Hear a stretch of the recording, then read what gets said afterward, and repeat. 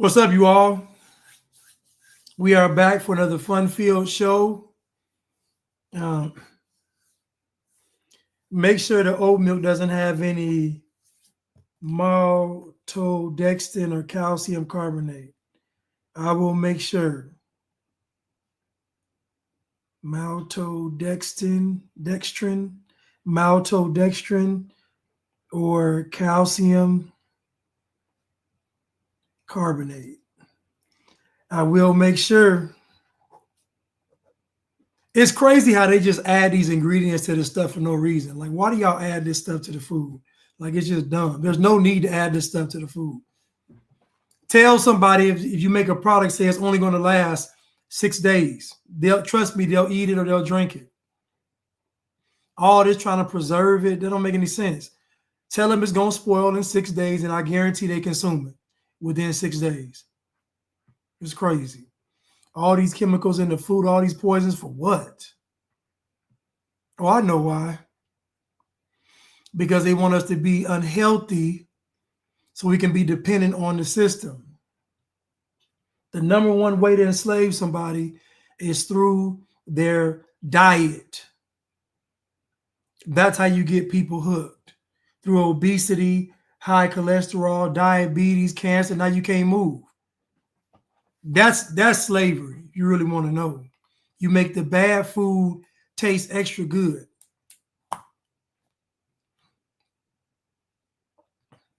And as we all know, the first sin was dietary. What is your blood type? I don't know my blood type. I need to figure out my blood type. I don't know my blood type.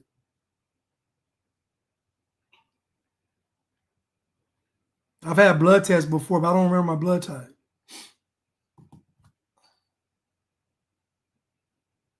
Anyway, somebody on Instagram today said, why don't you talk about the Jews?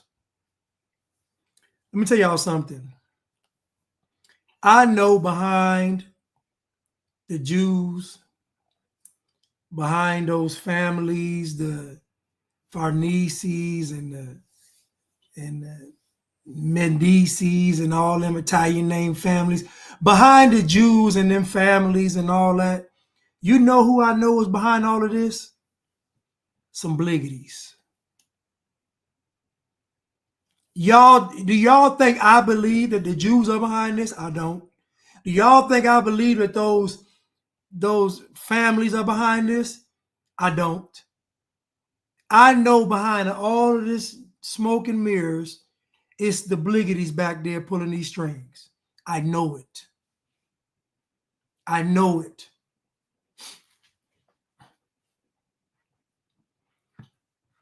This is why I stay on you all's neck. In case you all were wondering, this is why.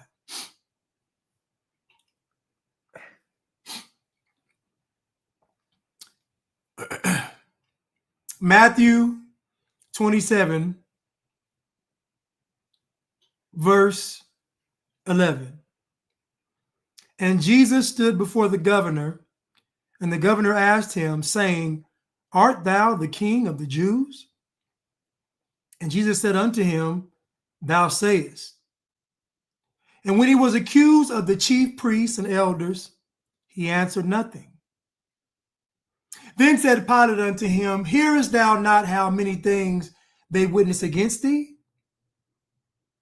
Do you hear what they are saying about? Do you hear what they're saying? And he answered him to never a word, insomuch that the governor marveled greatly. Now you got to imagine the governor marveled greatly because he's like, this man, listen, these folks want your head. Like they want to kill you. You're not begging. You're not pleading. You're not even talking. Like you don't even care. This impressed the governor. He's like, man, what kind? Because think about it. What manner of man is this? These people are accusing you of things that are punishable by death. They brought you here to me to kill you. And you sitting there not even answering nothing.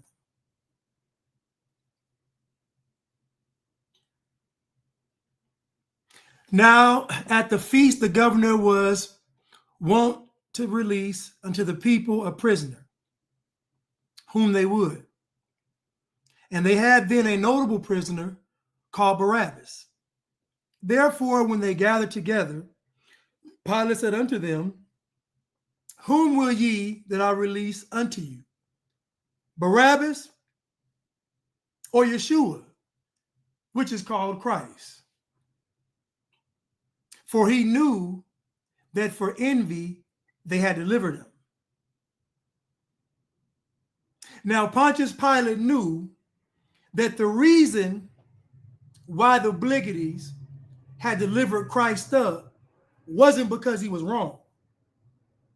It was because they were envious and they were jealous. Because he was actually righteous and they weren't.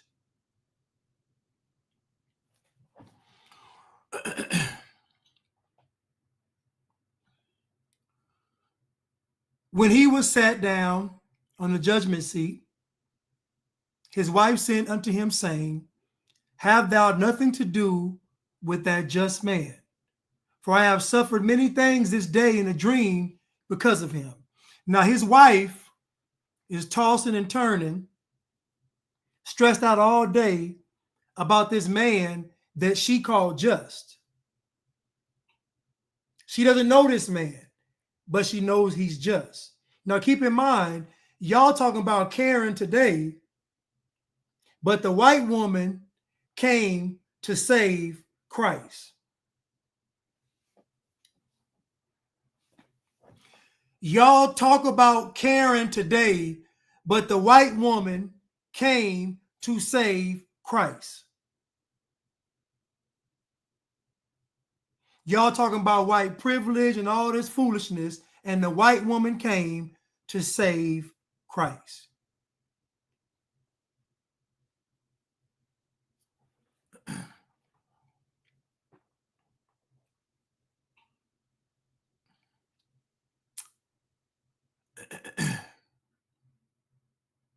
Where was I at? When he was sat down on the judgment seat, verse 19, his wife said unto him, saying, have thou nothing to do with that just man? For I have suffered many things this day in a dream because of him. But the chief priests and elders persuaded the multitude that they should ask Barabbas and destroy Jesus. So that means they voted Democratic because it's mob rule. They voted, this is the first Democratic election. They voted Democratic because it's mob rule to release the prisoner. This is what the liberals do today. They want the prisoners free and they want the righteous man dead. Isn't it funny how history always repeats itself? Pilate saith unto them, the governor answered and said unto them, whether of a twain will ye that I release unto you? They said, Barabbas. Pilate saith unto them, what shall I do then with Jesus, which is called Christ? They all say unto him, let him be crucified. And the governor said, why? What evil hath he done? But they cried out the more, saying, let him be crucified. They aren't even answering the question. They aren't even answering the question. He's saying, what evil has the man done? They yelling, crucify him. Don't it sound familiar? Doesn't this sound familiar? Why are you voting for Kamala? You hate your mama. Why are you voting for Kamala? You hate black women. Why are you voting for Kamala? You stupid. Never answer the question. What evil has the man done?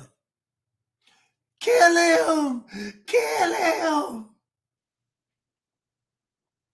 The worst thing you could be is in front of a bunch of obligates at a feast. Hennessy, chicken wings, and the worst thing for anybody is to be in front of a bunch of nigglets and they full of alcohol and eating, and it, boy, you in trouble. They liable to say anything.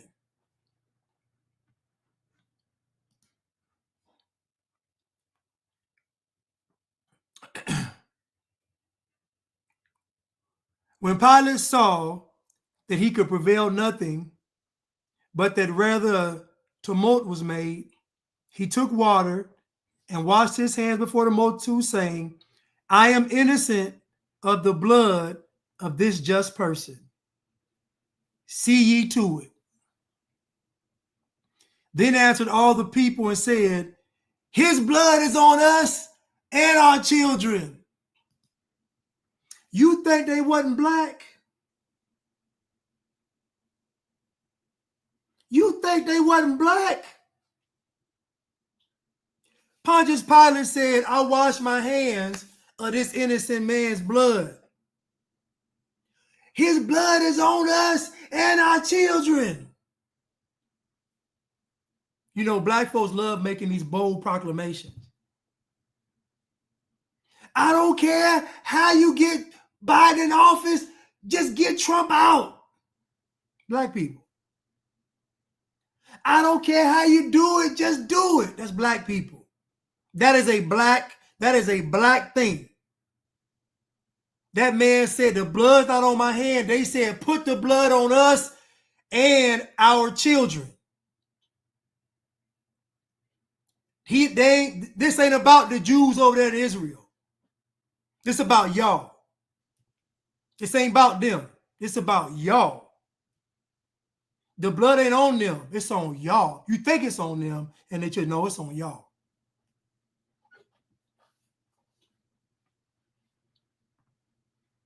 I don't care how you gotta do it. Just do it. They were black. Bliggity.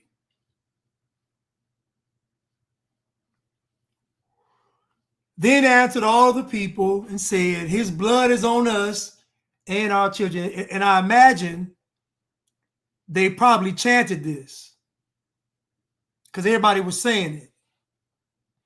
The blood is on us and our children. The blood is on us and our children. The blood is on us and our... They black folks. They made a song out of it.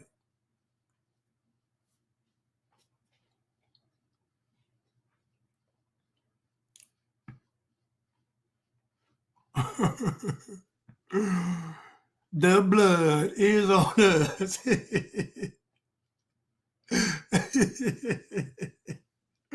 The blood is on us. We don't care if we do get stuck. And they made a song out of it. On us, our children.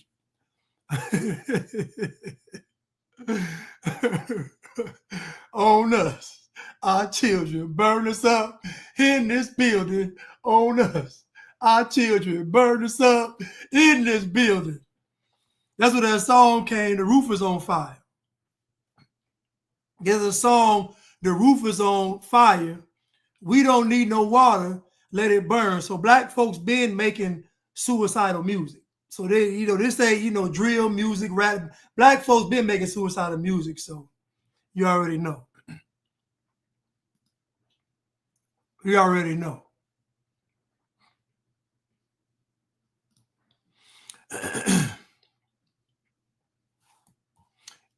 Where was I? Verse 26. Then released he Barabbas unto them, and when he had scourged Jesus, he delivered him to be crucified. Then the soldiers of the governor took Jesus to the common hall and gathered unto him the whole band of soldiers, and they stripped him, and they put on him a scarlet robe.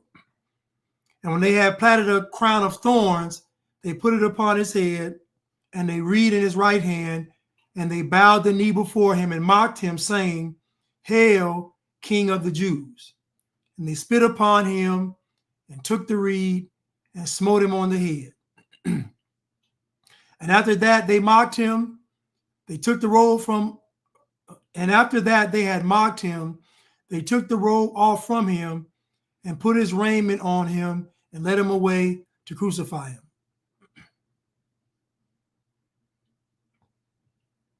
So that's why I stay on you all's neck. That's why. Because I know behind all of this is you all. Even if I believed that the Jews were in charge, there is no civil rights movement without you bliggities. There is no LGBTQ movement without you bliggities.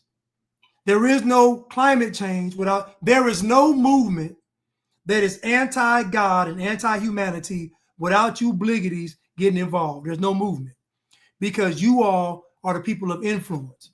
So they use you because you can influence everybody else. So I don't put the onus on them. I put it on you all. And this is why I stay on you all's neck, because I know when you all have a choice to pick the righteous or the wicked, you're going to pick the wicked. And because I know this, I will never take my foot from your neck, ever. Listen, I can lose friends and family, which I have. I don't care. My foot is not going to leave your neck. Amen? Amen.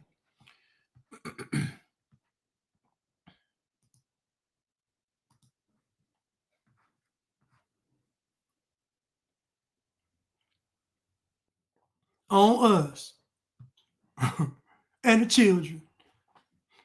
Burn us all up in this building. Let's continue.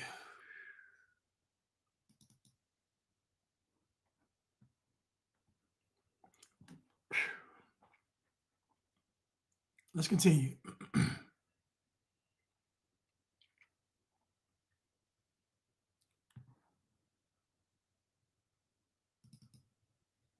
What brought you out here today? My wife, right? We're in a polyamorous relationship.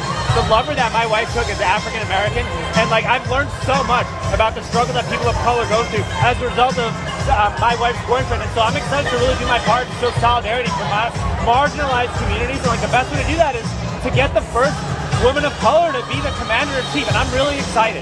I'm so pumped. Like I said, we have the first woman of color to be president of the United States. And like, you know, our country, it was founded on the values of diversity, equity, and inclusion. And in Kamala Harris, there's nothing embodies those values more than a Kamala Harris presidency. So I'm pumped, like I'm ready. You know, I am so excited. I'm a proud white dude for Kamala Harris, baby. Let's go. Woo!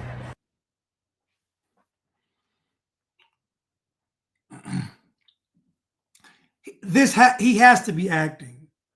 Like, this has to be fake. It's no way it can be real. It's no way it can be real. What brought you out here today? My wife, right? We're in a polyamorous relationship. The lover that my wife took is African American, and like I've learned so much about the struggle that people of color go through as a result of my wife's boyfriend. And so I'm excited to really do my part to show solidarity for my marginalized communities. And like the best way to do that is to get the first woman of color to be the commander-in-chief, and I'm really excited. I'm so pumped. Like I said, we have the first woman of color to be president of the United States. And like, you know, our country, it was founded on the values of diversity, equity, and inclusion. And in Kamala Harris, there's nothing embodies those values more than a Kamala Harris presidency. So I'm pumped, like I'm ready. You know, I am so excited. I'm a proud white dude for Kamala Harris, baby. Let's go. Woo! It has to be a skit. But the irony of it is, though, is that these folks do think like this, though. Like, he might be trolling, but they actually think like this. Like, they actually believe this. He has to be trolling. I saw this and I was like, this can't be real. It's no way. I refuse to believe that a man is this. I can't, not this spineless, nah. With a Jamaican beanie and a mask on under his chin. Now, there are polyamorous relationships now. Now, it's true. That is true.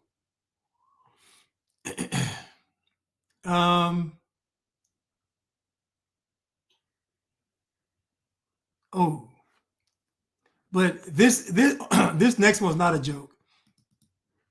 My dad told me, he said, the life expectancy for a black man in Vietnam in 1968 was 16.4 seconds. What? 16.4 seconds. So the moment you get out there, 16 seconds later, you're dead. Check this out.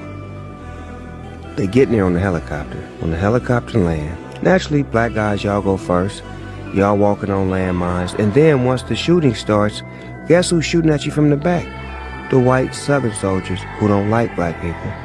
Who now you're being shot at from the front and the back, and you're stepping on landmines, and you possibly could become a POW, and you really don't have no good training because you really never been around guns and you're a teenager and they just threw you in the war. So this is what my people had to go through. These are those stories that are not told that people like me made it out of because my dad, was blessed enough to get out of there. Snoop Dogg is a bold-faced liar. He is a liar. This man just said 16.4 seconds. So listen to what he just said now. He said they don't train the black soldiers. They just give them a gun and send them off to war. They send them out there first to walk on landmines. If they survive the landmines, they're getting shot at by the Viet Cong, and they're getting shot at by the white Southerners, so they're right in the crossfires. And if they survive that, they become a prisoner of war. Now, who believes that insane story? I'll tell you, 99% of black people and 98% of white people. The most dangerous weapon is a black person with a microphone, because the world assumes they're telling the truth. Satan's greatest weapon is a black person with a microphone, because it is assumed that they are telling the truth. And regardless of race, regardless of age or gender, most people believe it. I'm going to say this again. 16.4 second survival rate. They don't train them. They send them off to war, send them out first. They walk on landmines. If they don't get blown up, they get shot at by Viet Cong. If they survive getting shot at by Viet Cong, they get shot at by the white Southerners in the back. If they survive that, they're a prisoner of war. And y'all have known plenty of people to go to Vietnam, and none of them said that. I've talked to a lot of Vietnam veterans that were black, and none of them have ever told me that. Ever. What Snoop Dogg just said is a lie. But guess what? Most people believe it because it's a black person with a microphone. That is Satan's greatest weapon.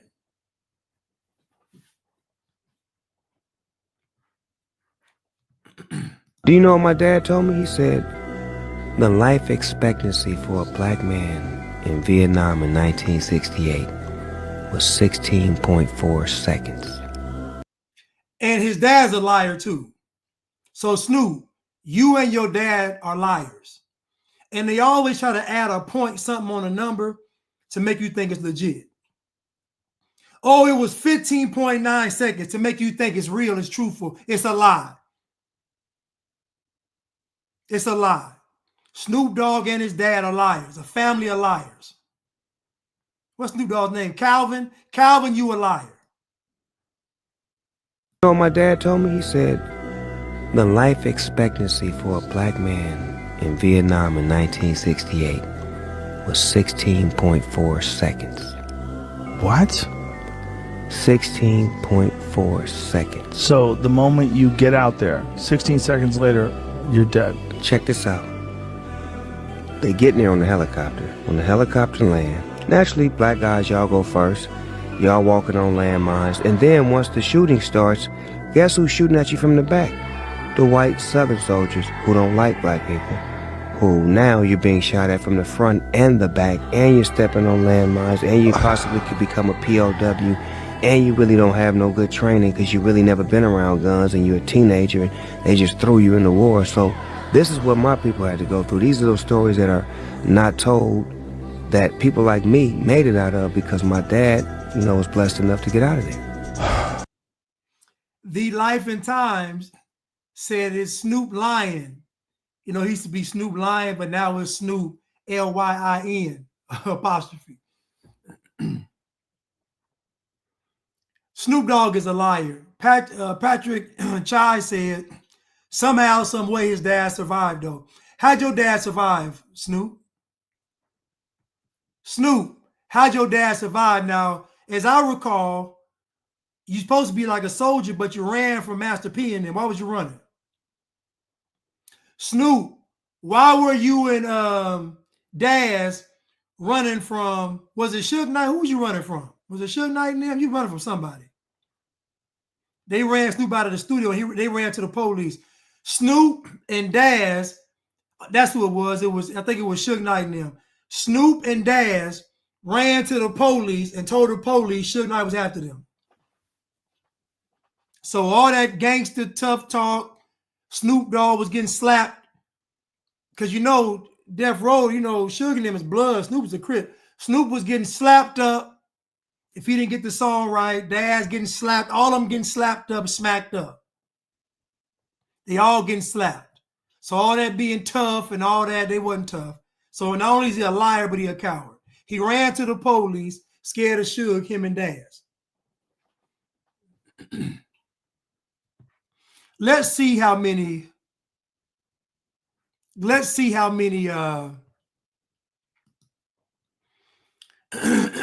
how many black men fought in Vietnam.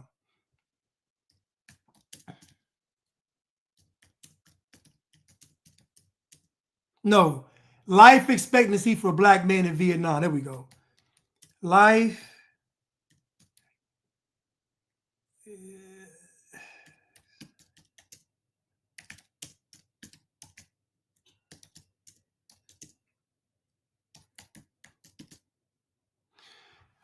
expectancy for black men in Vietnam War. The average age of death for black men who served in the Vietnam War was 66 years old. This is compared to the average age of death for all men, which was 68 years old. And we know that the reason why they died was because of pig feet, neck bones, and chitlins and all that.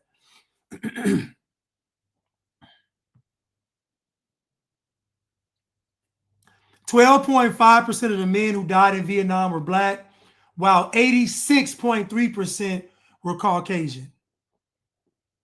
Snoop Dogg is a liar. 14.6 of non-combat deaths were among black soldiers. It makes sense. We're gonna look into some of this.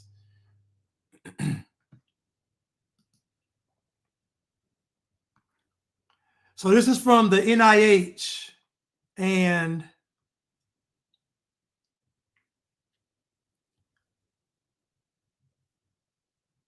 I'm trying to find it on here.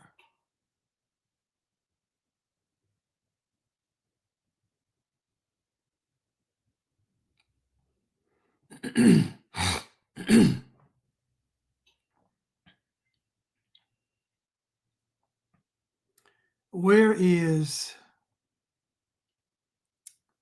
I don't see the bliggities on here.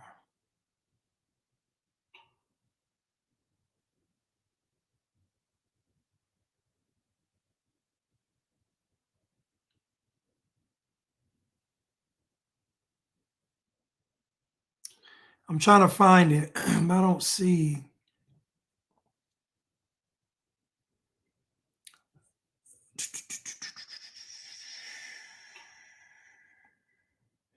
And it's basically talking about the average life expectancy for folks that served in Vietnam.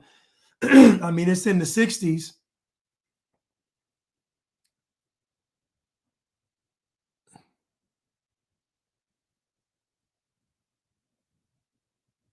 Yeah, I mean it's in the 60 range. I'm trying to find. Okay, here we go.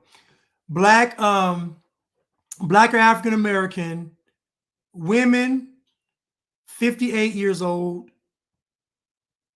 The average life expectancy for Black women that went to Vietnam, which is 906. 66 years old for Black men, 21,322 Black men went to Vietnam. So all deaths, we have 7.1%.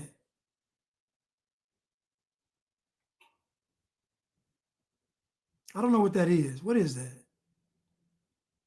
That's the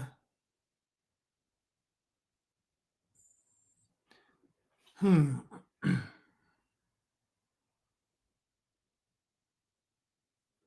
don't understand that statistic. The average death at 67 years, the total amount of people that fought in Vietnam was 309,977 people. They're missing some people though.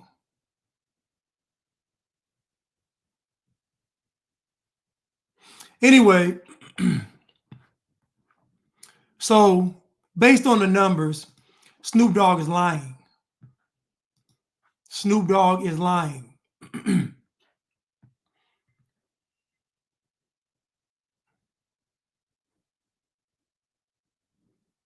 86.3% of the people that died in the Vietnam War were white, Caucasian. Let's look into these non-combat deaths and see how black men were dying not in combat.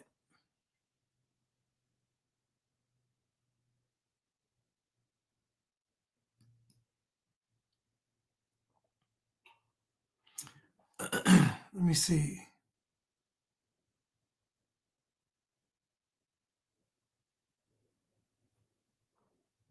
I'm trying to find the non-combat deaths. Myth, common belief is that a disproportionate number of blacks were killed in the Vietnam War. Fact, 86% of the men who died in the Vietnam War were Caucasians, 12.5% were black, 1.2% were other races. Sociologists Charles C. Moskos and John Sibley Butler, in their recently published book, All That We Can Be, said they analyzed the claim that blacks were used like cannon fodder during the Vietnam and can report definitely that this charge is untrue. Black fatalities amounted to 12% of all Americans killed in Southeast Asia, a figure proportional to the number of blacks in the U.S. population at the time, and slightly lower than the proportion of blacks in the Army at the close of the war.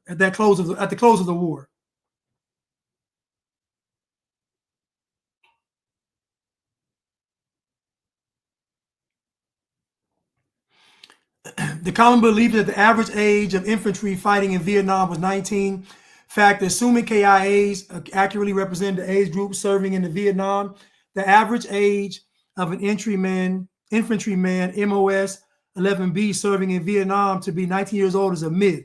It is actually 22. None of the enlisted grades have an average age of less than 20. The average man who fought in World War II was 26 years of age.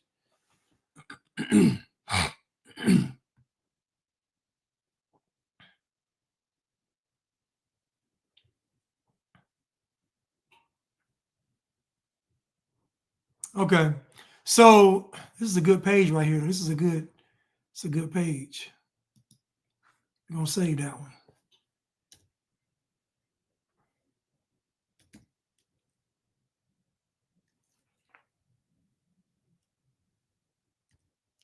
We're gonna save that one, y'all.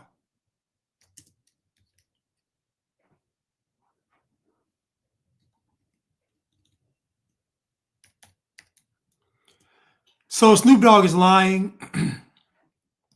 And I really want to just find one more.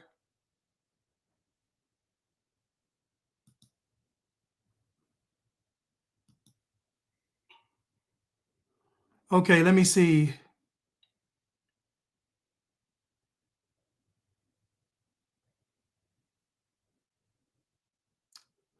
casualty. I'm trying to find the non.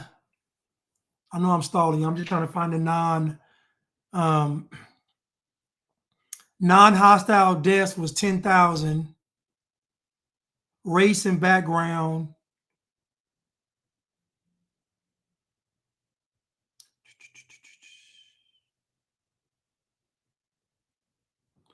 Now, this is what I find interesting.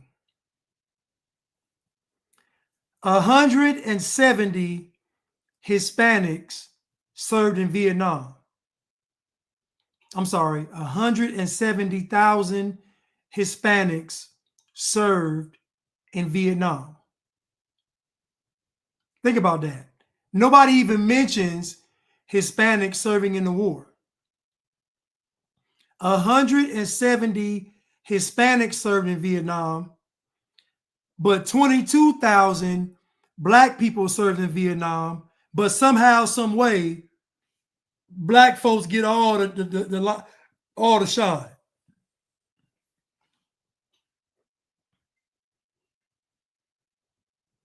Overall, Blacks suffered 12.5% of the deaths in Vietnam. At the time when the percentage of Blacks of the military age was 13.5% of the total population.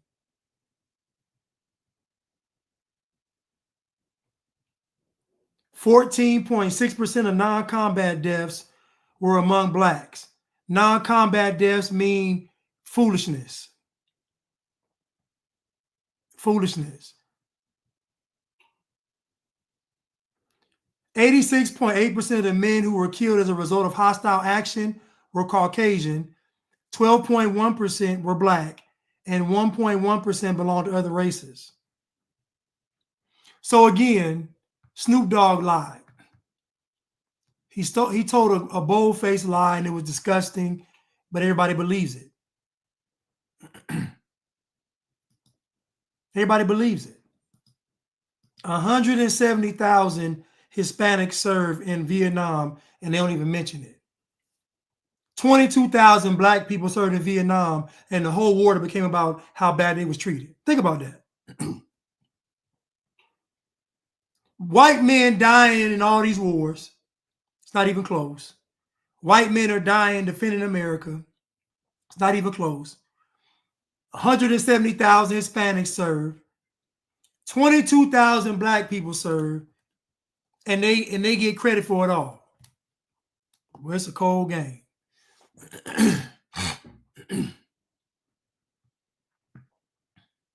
It is a cold game.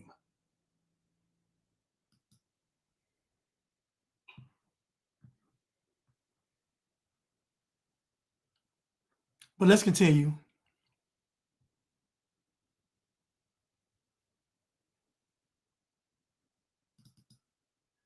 The greatest damage that enslavement did, besides the economic damage, besides the normalization of torture, of rape, besides the normalization of treating people as though they are things, is the institution in the American mind that Black people are necessarily inferior.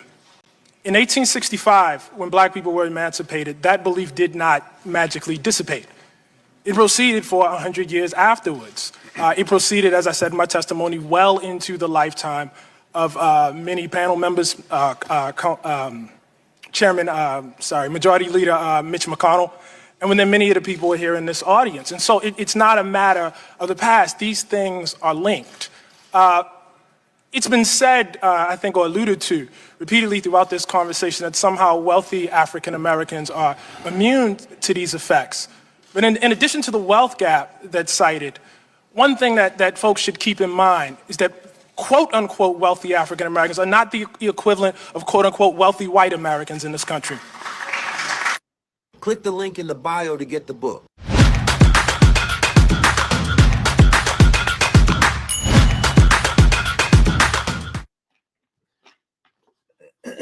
As if what he said wasn't bad enough, y'all gonna try to play this jungle music to drill it into my subconscious. So let's just go through and just pick apart what he said. Now he's lying, clearly, but let's go through and just pick apart what he's saying.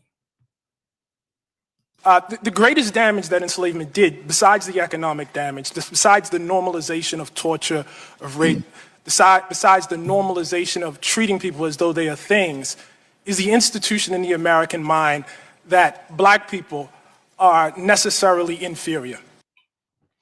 So, what is the most humane country on the planet? Can someone take a guess at the most humane country on the planet?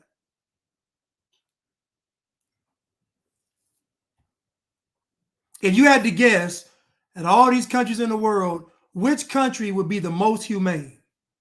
Nicodemus said Greece. I disagree with Greece.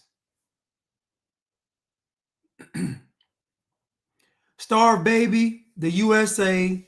Just a Girl, It's America. Paul, It's America. Again, America is the most humane country in the world. America is so humane that people that are convicted of murder still got human rights.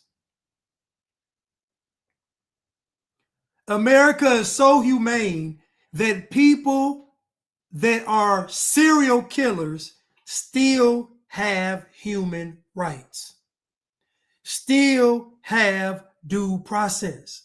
That's how humane America is. Think about that.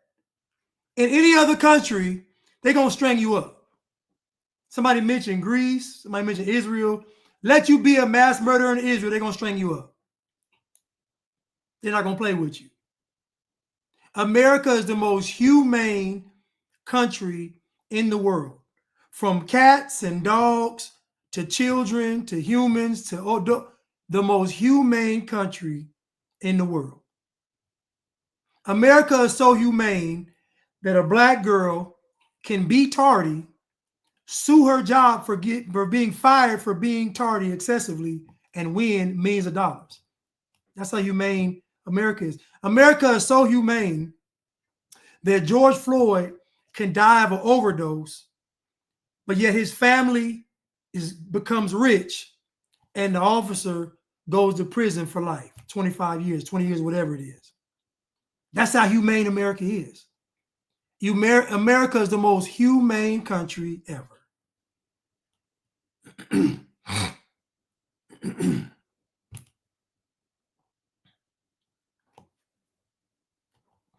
So for Ta-Nehisi Coates to say that it's normalized to do the R word to people, to sexually assault people, that it's normalized to brutalize people, that it's normalized to treat people inhumanely is a lie. It's a lie. It's a lie.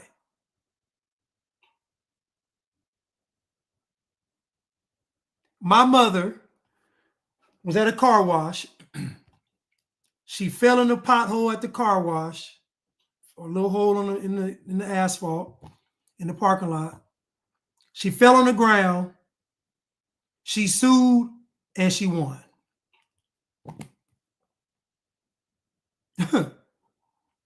Where's all the racism? Where is it? She sued and she won. Now, you know, if you fall in a pothole in Greece, you ain't getting no money.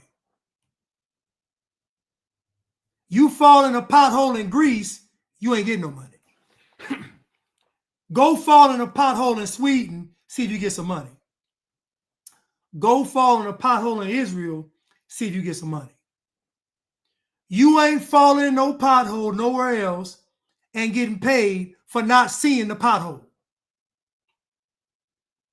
In America, there could be a sign that says floor is wet. You walk on the floor, slip and fall, sue and win. No, nobody else is doing that. So for Ta-Nehisi Coates to say that America has normalized the brutality of black people, it is a obligatory lie. And Ta-Nehisi Coates is a slimy backed liar. He's a henpecked, simp, weak, cowardly, spineless liar. Ta-Nehisi Coates is despicable and he's disgusting. I don't care about you all falling in love with his non-threatening demeanor. I don't care. That's a front. He is a trickster and a no-good swindler. He's a conniver. He's a deceiver. Looking like Jay-Z's second cousin. He's a liar. He's working for Satan. He's working for the communists. Ta-Nehisi Coates, lying about America. America makes the biggest fuss about anybody that's disadvantaged. Whether it be sexual assault, whether it be mental illness, America does it. America makes a big deal about anybody that's down bad in life.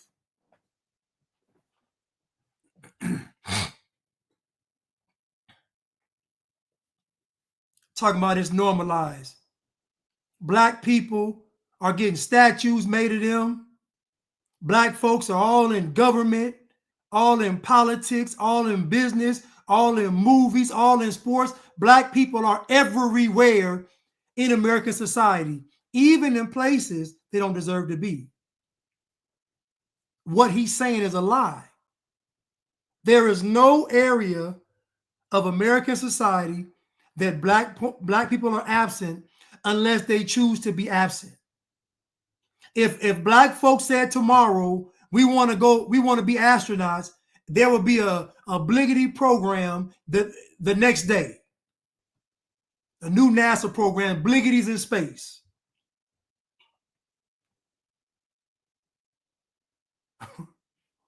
Come on.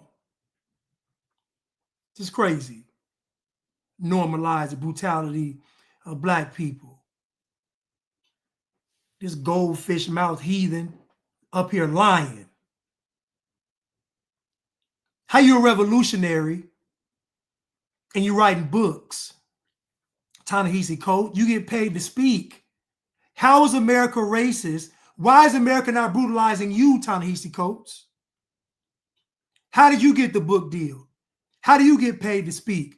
How do you get rich? How do you escape harm's way? You haven't shed any blood. Nobody's touched you. If America's so brutal and it's so normal to brutalize black people, then why are you walking away scot-free? Why is nobody touching you? You be the main target. You're fighting for black people, right? Ta-Nehisi Coates, you're fighting for black people, right? So when you be a target, when you be attacked repeatedly, when you constantly be attacked, when you need security, Ta-Nehisi Coates, how are you walking by unscathed in this brutal America that hates black people so much? I'll tell you why, because you're lying. It's a bold-faced lie. Anything that black folks have asked for in America, they got it. Let's continue. In 1865, when black people were emancipated, that belief did not magically dissipate.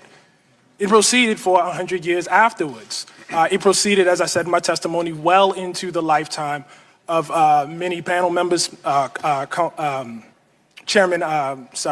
Leader Mitch McConnell, and then many of the people here in this audience. And so it's not a thank you, LeChat. He's an author and he's a professor.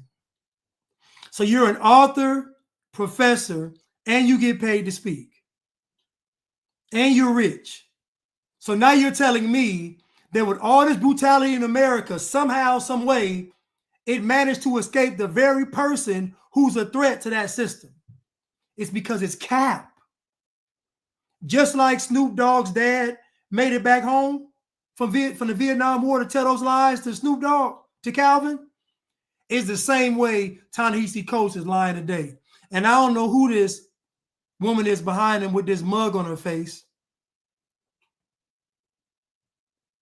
looking like Larry Holmes' sister. I don't know who she is in the back. Amen in what he says. They always got some woman in the back looking like this, Viola Davis or somebody in the back. They always, this the archetype. Get somebody with a hard face. Look like she been in the field all day. Ain't did a lick of labor of her life. Let's continue. Matter of the past, these things are linked. It's been said, I think, or alluded to repeatedly throughout this conversation that somehow wealthy African Americans are immune to these effects. And we know Rick Hampstead, he went to school for free. I honestly doubt he paid for a lot of things. I doubt it.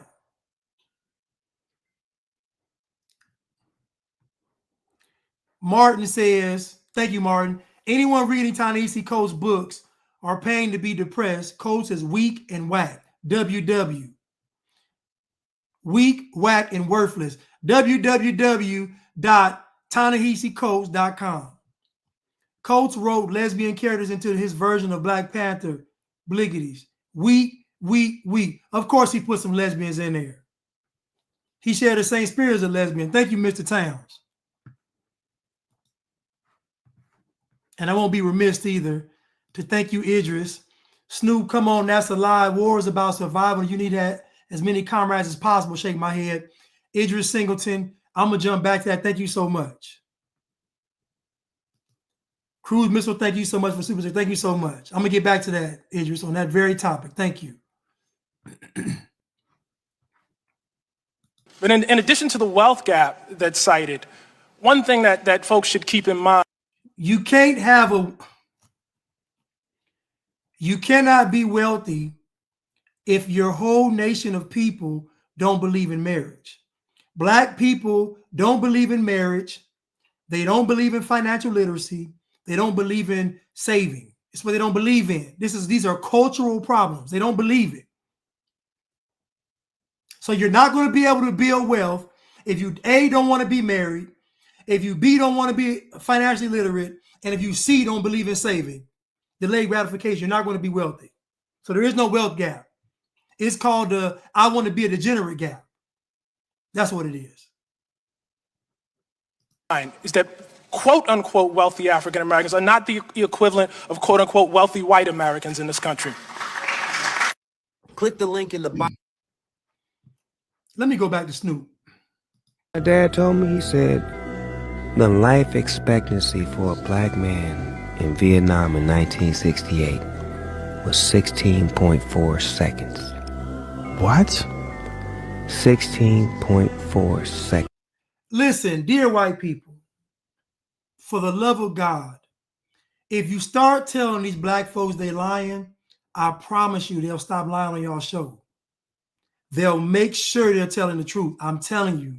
But y'all have to say it. Because when I say it, I sound like a sellout and a coon and a bootlicker and Uncle Tom. But if you say it, they're going to respect it. They're going to call you racist at first. All you got to do is just do a fact check. Trust me, they'll start telling the truth. Y'all got to say it, though. You got to get some cojones and tell them they lying. So the moment you get out there, 16 seconds later, you're dead. Check this out. They get there on the helicopter. When the helicopter land, naturally, black guys, y'all go first. Y'all walking on landmines. And then once the shooting starts, guess who's shooting at you from the back? The white Southern soldiers who don't like black people.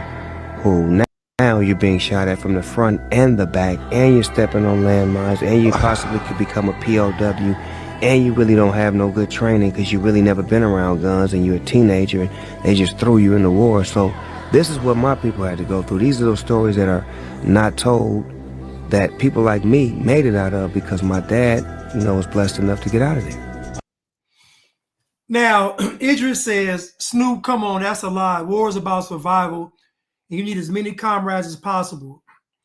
I want you all to think about them fighting in Vietnam, guerrilla warfare, which means you can't really see where your enemy is. Think about this. Think about you fighting in guerrilla warfare, and you can't really see where the enemy is. This is you're fighting in the jungle, whole different type of war. What sense would it make to kill people to help you fight in the war? Each person you would kill would greater increase your chances of dying. So imagine you have a platoon. Let's just say, I don't know, a platoon. Let's say it's 50 people. I don't know. 50 people, and 15 of them are black. So why would you cut your numbers down to 35 when the Viet Cong's numbers are the same? Like, it doesn't make any sense. It's just stupid and dumb. But when you make everything about your race and the color of your skin, it lowers your IQ. Who is going to hinder themselves in war for racism? It's the dumbest thing ever. It's just stupid. It's just dumb and stupid. It's a travesty how they have characterized white people in America. It's criminal. It's criminal. Because all the deplorable behavior that they said is linked to white people, I see it every day amongst the bliggities. I do. Snoop Dogg is allowed to be on Joe Rogan telling lies. The lies go viral. And then Instagram, Metaverse, YouTube has the audacity to suppress me, and I'm telling the truth. This is why I'm going to keep my neck on you bliggities. Excuse me. This is why I'm going to keep my foot on you bliggities' neck forever. Because if you had to choose between me or Barabbas, you're going to pick Barabbas. So because I know that, my foot will never leave your neck. And in fact, I'll start wiggling it up till it's on your head.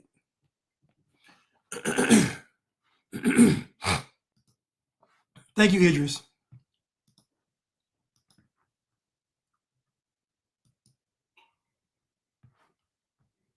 Let's continue.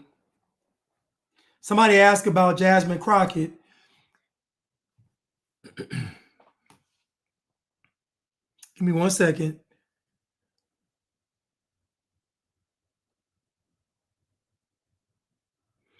Somebody asked about Jasmine Crockett. I am about to bring her up right now. Oh, Jazzy. Oh, Jazzy. Nickname, middle name Betty. Oh, Jasmine Betty Crocker.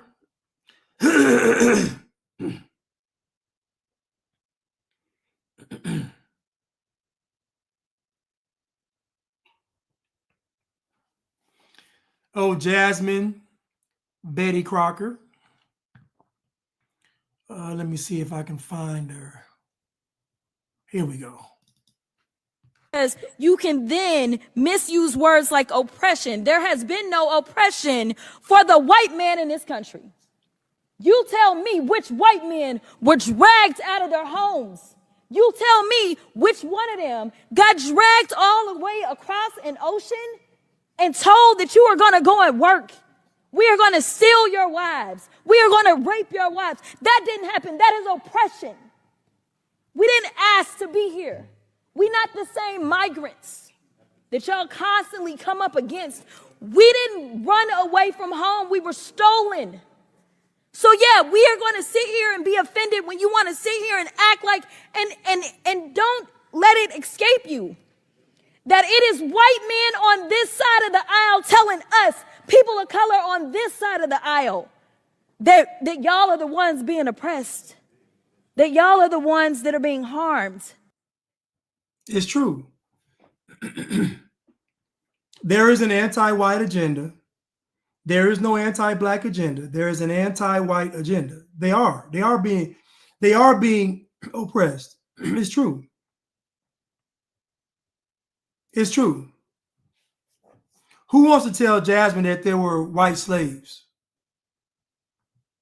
Who wants to tell Jasmine that slavery started in America from a court case involving a black man that owned a slave?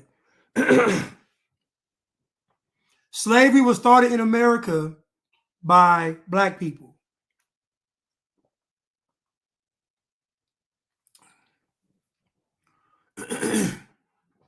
Y'all look it up. Slavery was started by black people in America. And it was done in court. Now you all want to convince me that slavery was so brutal and so horrible, but every time a slave got upset, they was taking their master to court.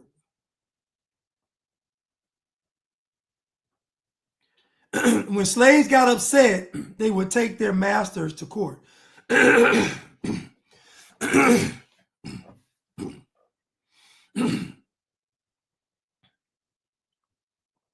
It's because you can then misuse words like oppression. There has been no oppression for the white man in this country.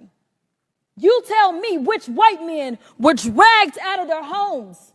You tell me which one of them got dragged all the way across an ocean and told that you are going to go and work. We are going to steal your wives. We are going to rape your wives. That didn't happen. That is oppression. Well, first of all, Jasmine and Betty Crockett, they weren't dragged anywhere. They were sold by their own people. White people didn't go inland into Africa and get them slaves. That's a myth. That's a lie. You can go to the slave castle in Ghana and you can actually take the same path that the slaves took. And they walk you right out to the ship. You know how when you pull up and it's called like curbside service at the restaurant? You know, like Sonic, the first Sonic was in Africa. But instead of serving you burgers and fries and hot dogs and ice drinks, slushies, they were serving you slaves. You pulled your ship up, they bought the slaves out. They didn't have roller skates though, but you pulled your ship up, they bought slaves out and you paid and you left. You can go to Ghana and do this yourself. So again, there wasn't any dragging. Africans sold Africans to everybody. Y'all are just picking on white people in America. The largest traders of slaves was the Arabs. You don't even mention them. Oh, my bad. Free Palestine. You can't. The largest trader of slaves was the Arabs. Now, I'm not catching the cold. It's just when I drink something cold, it always does this. I drank that smoothie. But they don't ever mention the Arabs because they're people of color. They don't mention the Portuguese because they're people of color. They don't mention the Jews because they're, I guess, the Jews, but they don't mention other groups involved in the slave trade. They only mention white people. Again, there's an anti-white agenda. Everybody participated in slavery. Everybody, the whole world. And there's slavery still going on today, and Jasmine Crockett doesn't care anything about it. There are more slaves today than there were ever in the history of humanity. 12 million, over 12 million slaves exist today. And Jasmine Crockett is talking about 150 years ago, 200 years ago, 200 and something years ago. She can reference now, but she can't because all the places that have slavery are places that are ran by people of color. That's why she can't mention it. That's why they don't mention slavery today. White people should get credit, like you all do, for being slaves. And they should also get credit for being for freeing slaves. White folks don't get mentioned when it comes to slavery, only one side. When there were white slaves too. I read at one time the most coveted slave globally was the white woman. Not the queens, the white woman.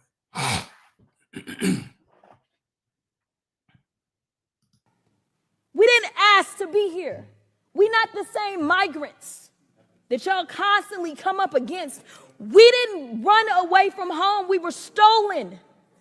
So yeah, we are going to sit here and be offended when you want to sit here and act like and don't let it escape you that it is white men on this side of the aisle telling us, people of color on this side of the aisle, that y'all are the ones being oppressed, that y'all are the ones that are being harmed. First of all, I think Patrick said that slavery existed everywhere except Russia. It's possible. And second of all, the United States of America has never been 100% for slavery. America has never been 100% for slavery. Never. This has never been a country that was solely built on slavery. It's a lie.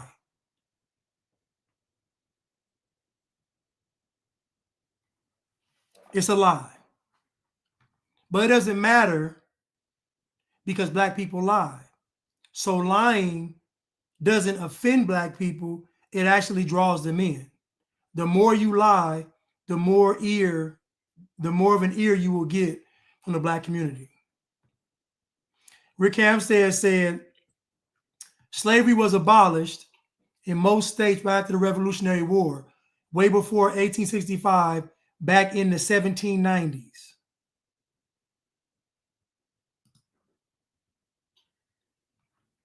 Listen, it's not my job to make anybody feel good about the truth. It is simply my job to tell the truth. It's not my job to make you feel good about it, to spoon feed you. You could be 1 year old and I'm trying to give you a whole piece of chicken. I don't care. It's not my job. My job is to feed you. And if you're hungry enough, you'll figure it out.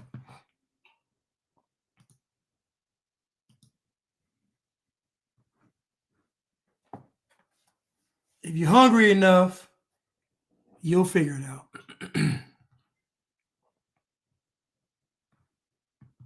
Speaking of anti-white agenda. Told me this.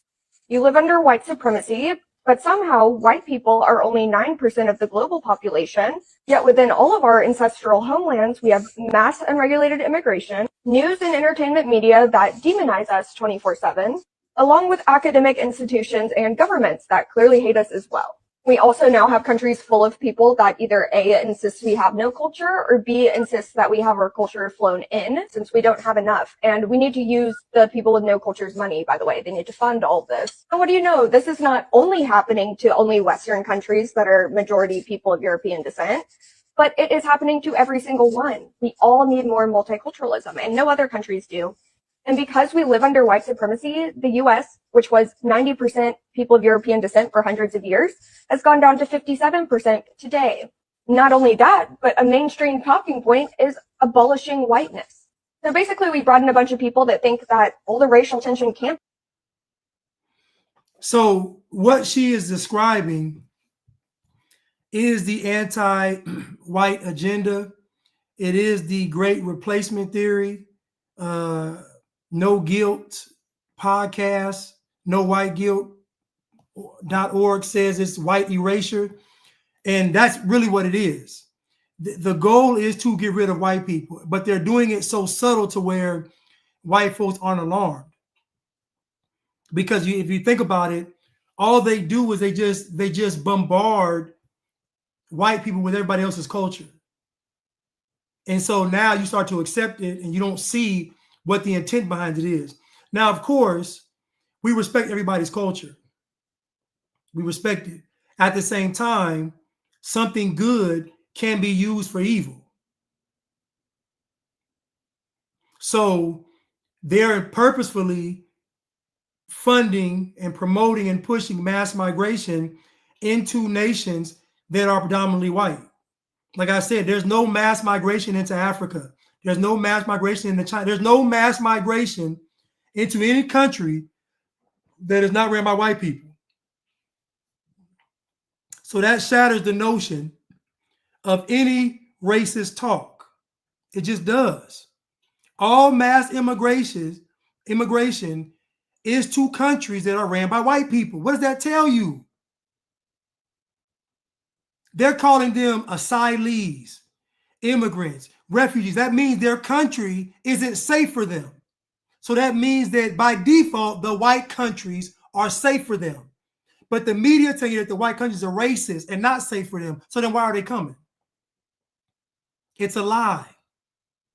Y'all can get mad at white folks all you want, but you all are living your best life because of what white people have done.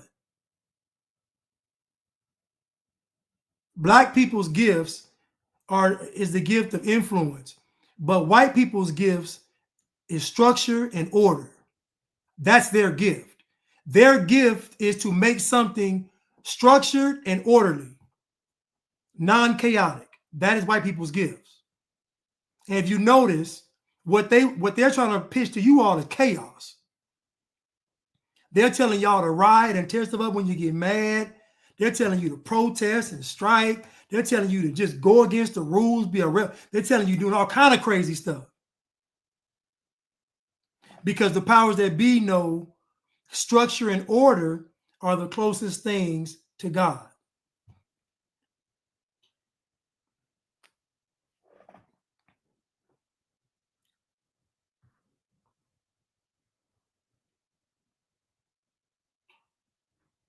So this young lady is telling the truth, and she sees it.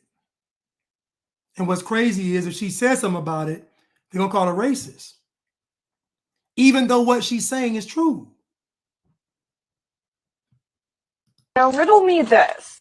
You live under white supremacy, but somehow white people are only 9% of the global population, yet within all of our ancestral homelands, we have mass unregulated immigration, news and entertainment media that demonize us 24/7, along with academic institutions and governments that clearly hate us as well. We also now have countries full of people that either A, insist we have no culture, or B, insist that we have our culture flown in, since we don't have enough. And we need to use the people with no culture's money, by the way. They need to fund all this. And what do you know? This is not only happening to only Western countries that are majority people of European descent, but it is happening to every single one. We all need more multiculturalism, and no other countries do.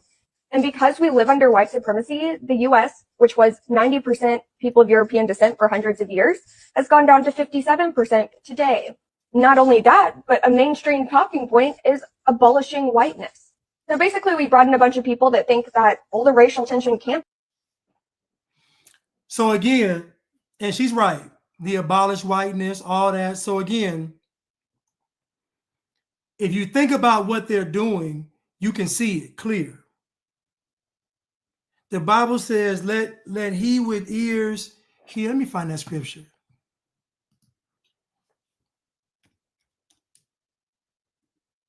It said, let them with ears.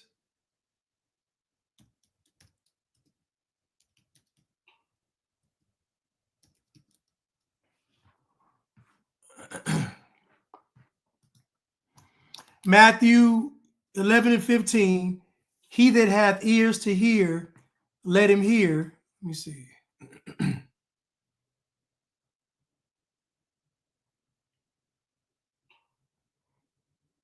And verse 14, and if ye will receive it, this is Elias, which was for to come. He that hath ears to hear, let him hear. But whereunto shall I liken this generation? It is like unto children sitting in the markets and calling unto their fellows and saying, we have piped unto you, and ye have not danced. We have mourned unto you, and ye have not lamented. For John came neither eating nor drinking, and they say, he hath a devil. The Son of Man come eating and drinking, and they say, behold, a man gluttonous and a wine bibber, a friend of publicans and sinners. But wisdom is justified for her children. So when he is talking about he that hath ears to hear, let him hear, the Bible says that faith comes by hearing, and hearing the word of God. So when he's talking about if you have ears to hear, he is talking about a righteous ear.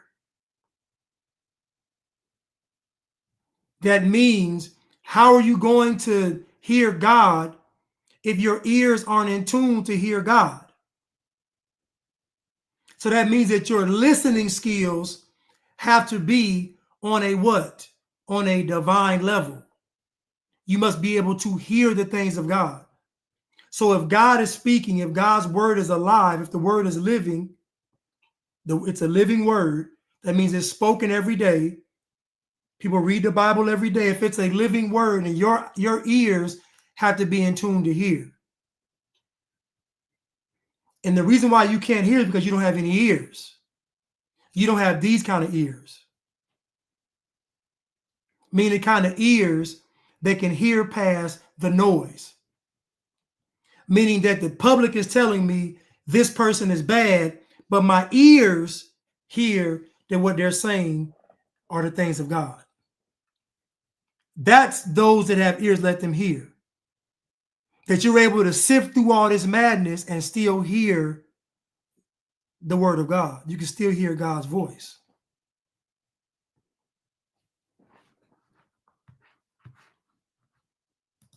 But let's continue.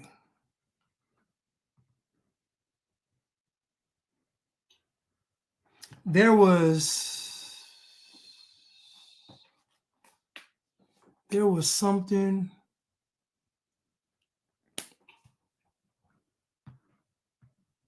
Here we go. White person who was born, raised, and schooled in the United States of America. If you aren't a racist, you're a miracle. Either that or you decided to educate yourself. Because education in this country is about white is right, brown's all right, black's got to stand back. Yellow's mellow, but whites, we educate in a way that says that white males have done all the adventures, have made all the adventures, have done all the discovering, have made everything that is good and has been accomplished according to social studies, which is actually anti-social studies, by white males. It's a lie. But we do that in order to maintain the myth of white superiority. What I find funny is they're telling you that she's saying that white men didn't do all this building. Okay, let's say she's right. Then why in 2024 are they still building? You're trying to convince me that black folks was doing all the building, or people of color. But we fast forward and white folks are still building.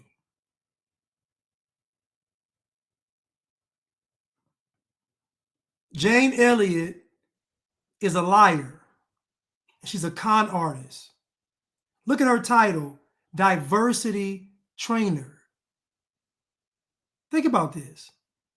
What qualifies a white woman who lives around white people, who grew up around white people? What makes her an expert in diversity? What is diverse about Jane Elliott's life? Because she speaks in front of bliggities? I guarantee that most of her audiences are white. Guarantee it.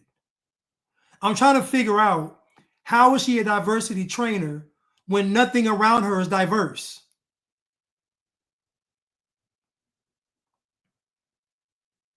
She's a liar. Any white person who was born, raised, and schooled in the United States of America, if you aren't a racist, you're a miracle. Either that or you decided to educate yourself. Because education in this country is about white is right, brown's all right, black's got to stand back. Yellow's mellow, but whites, we educate in a way that says that white males have done all the adventures, have made all the adventures, have done all the discovering, have made everything that is good and has been accomplished according to social studies, which is actually anti-social studies. Can someone show me anywhere where white people are discussed in a positive light? Can someone point me to somewhere where where they're saying that white people did this good? Now you can go and see where they say blacks did this good, Hispanics did this good, Asians did this good, but show me where they say whites did this good. Nowhere.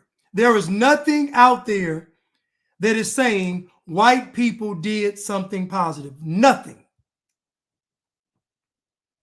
Which is why when I say something, it's such a knee-jerk reaction to it because people don't hear it. Jane Elliott is a liar and she is serving Satan.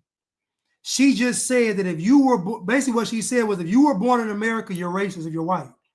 How evil and despicable is that?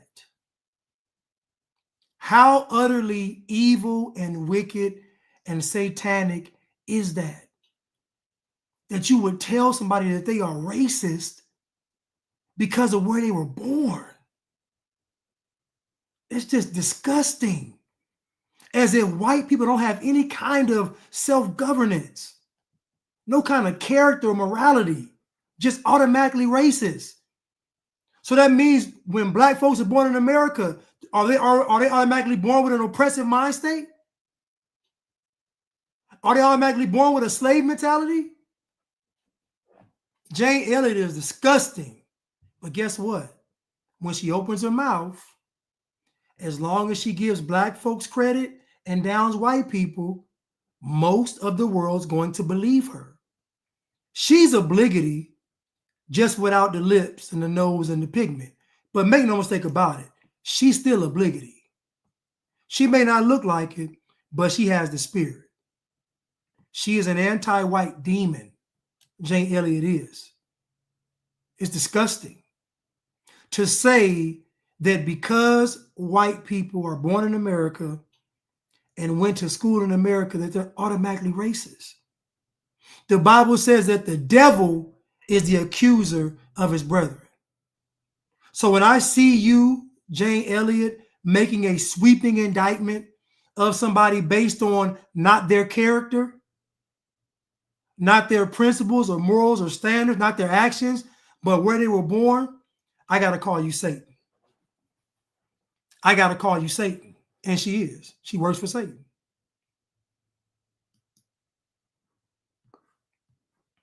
She's a white bliggity, K-Mac. She's a wiggity. She's a wiggity.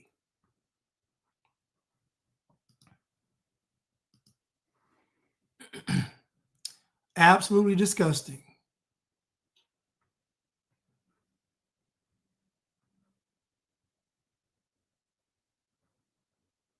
Absolutely. I'm going to say that one for Saturday. Let's see what these folks are doing in protest to Donald Trump. Let's see what they're doing over in Los Angeles.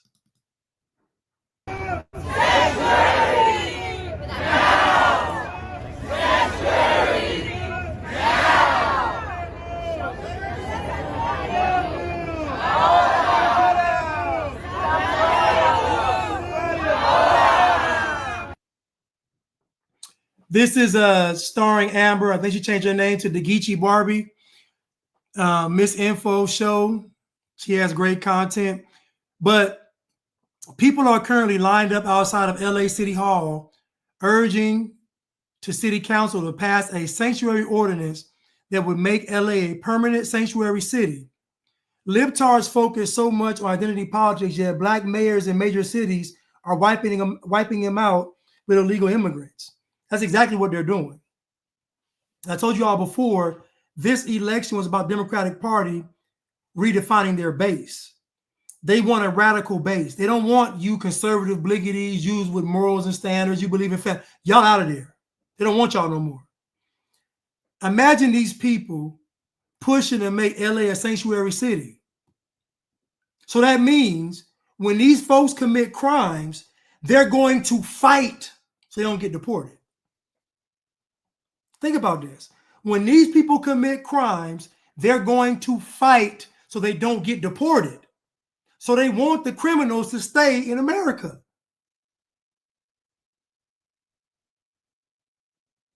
All these black folks, we're going to be a sanctuary city, and go look and see how black folks live in LA.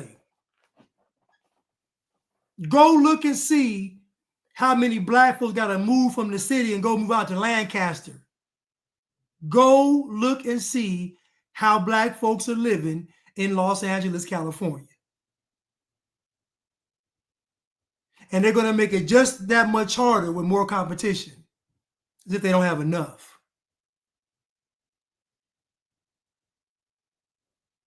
Imagine black people fighting for their replacement. Oh, my bad. They're actually doing that in real life.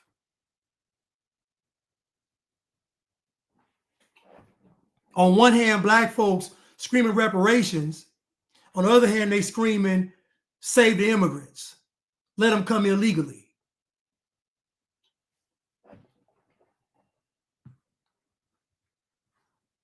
They don't have good sense. They don't.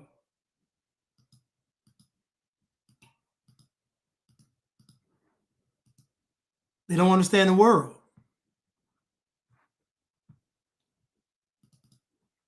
If the council decides to approve the ordinance, then it will set itself up for a battle with the incoming Trump administration. Now, the ordinance would officially prohibit any city resources, property, or personnel from being used to help federal enforcement of immigration laws. The LAPD already mandates that its officers not ask about immigration status or make arrests related to a migrant's legal status. LA Mayor Karen. Imagine black people fighting for a whole nother millions of people to come over here illegally. Do you understand how insane this is? You're in a city where they tell the police, don't ask legal status. Meanwhile, you're a citizen and they want to see your license and registration. This is how slow black people are. They pull the migrants over, don't ask their status. They pull you over, they want license, proof of insurance. And you don't have it, we towing the car. Oh, matter of fact, you got some warrants. Step out the vehicle. Black folks don't have good sense. They just don't. The world has moved so fast, they didn't catch up. Black folk were looking in the mirror at their skin color, and then when they came outside, the whole world had changed. Black folks still quoting MLK. Black folks still quoting Malcolm X. Black folks still talking about slavery. And the entire world is moving at light speed. Karen Bass, along with other city leaders, expedited the hearing of the ordinance following this month's election. She is confident that it will pass in the council. Los Angeles is an immigrant city. We have always embraced immigrants. We will make sure that we do whatever it takes to protect them. We will resist any effort from the Trump administration to do the things that he says he wants to do. And we will pass, I am confident that the members of City Council will pass sanctuary. The black mayor that was elected by the Bliggities at 95+% is the same ones kicking you out the house. The same ones that you all sold your soul for, this mayor of LA is the same one that's going to throw you all out the house for some illegal immigrants. You done been here your whole life. Your parents done been here. Your grandparents been here. All that gets erased with one administration, the Biden administration. And I told y'all, I used to say all the time, I said, this administration is going to completely erase the black struggle. I want you all to go back and listen to my videos 3 years ago, 2 years ago, and I want y'all to tell me, what have I been wrong about? Now, I was wrong about the election. I was wrong about the election, but what else? What else have I been wrong about? I've been telling y'all they was going to erase the black struggle because I saw the writing on the wall. I said before them shots came out, I said they're going to use those shots as your reparation. I said because they're going to basically say this is a global crisis, life or death, and we're going to put black people at the front. I'm just saying. Just go back. I know y'all ain't gonna do it, but just go back and check me out.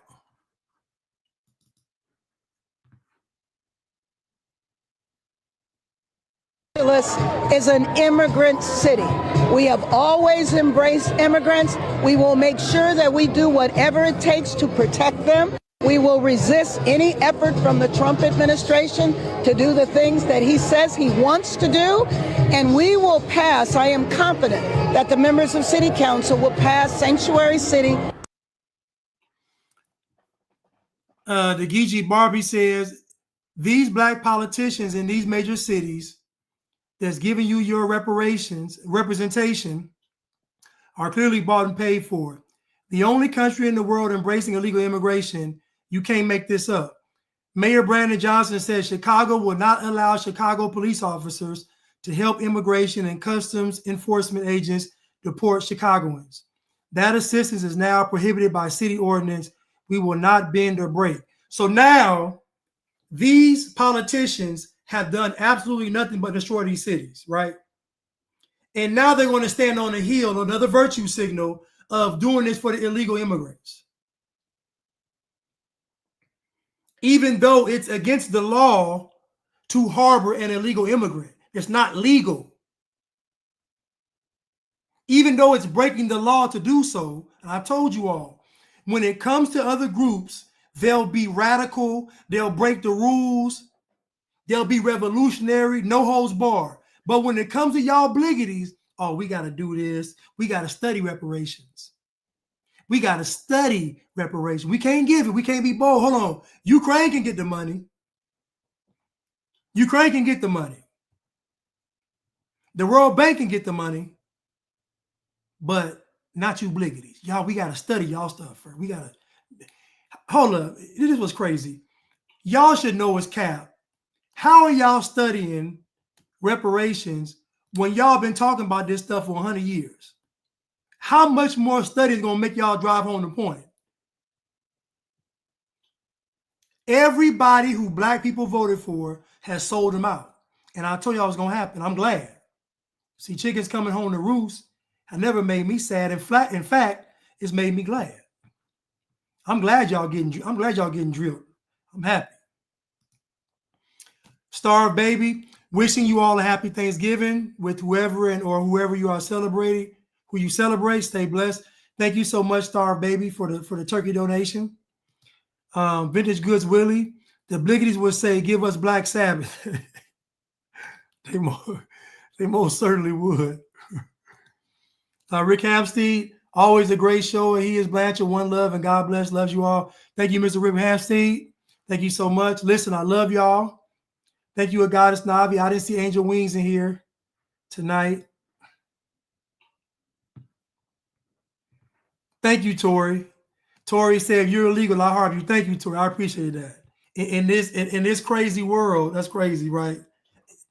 It's a good gesture to protect me from the feds, the commies. But anyway, Top Herc said black culture is George Orwell's dream come to pass. It is. Sadly enough, it is. But I'm just saying this. I will be going live on Saturday. Is it Wednesday? Saturday. To do Lil Black Lies Part 2. We're going to dive into Candace Owens, getting on Beyonce and her mama's treachery. It's two witches. But at the end of the day, for anybody listening, this platform is an equal opportunity platform. And on this platform, we embrace only one walk of life, and that is the decent, hardworking, God-fearing human being. That's who's respected on this channel. Everybody else, I'm not America or these European countries. I don't believe in illegal immigration.